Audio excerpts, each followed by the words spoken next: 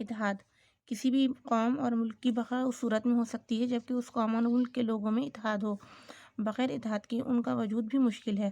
تاریخ کے اوراق کو پلٹ کر دیکھنے سے پتہ چلتا ہے کہ آج وہی قوم اور نسل کا وجود قائم ہے جو متحد اور اکٹھے ہو کر رہی ہے۔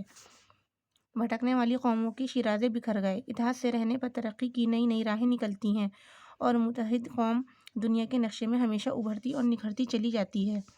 پانی کے اکیلے قطرے کی کوئی اہمیت نہیں، ایک بوند تو زمین پر گر کر سوکھ جاتی ہے اور دھول مٹی میں مل جاتی ہے۔ جب بہت سی بوندیں ملتی ہیں تو دریا کی شکل اختیار کر لیتی ہیں جو کہ اپنے اندر بڑے بڑے لکڑی کے لٹھے اور پتھروں کی سیلیں ان میں پہنچاتی ہیں۔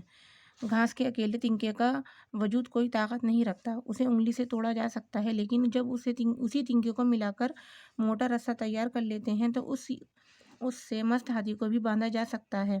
ہندوستان میں اتحاد کی کمی سے غیر ملکی ہمارے ملک پر قابض ہوئے اور برس ہا برس ہم پر حکومت کرتے رہے۔ جب ہندوستان میں اتحاد ہوا تو انگریزوں کی طاقت اور حکومت کو بھاگتے ہی بن پڑی۔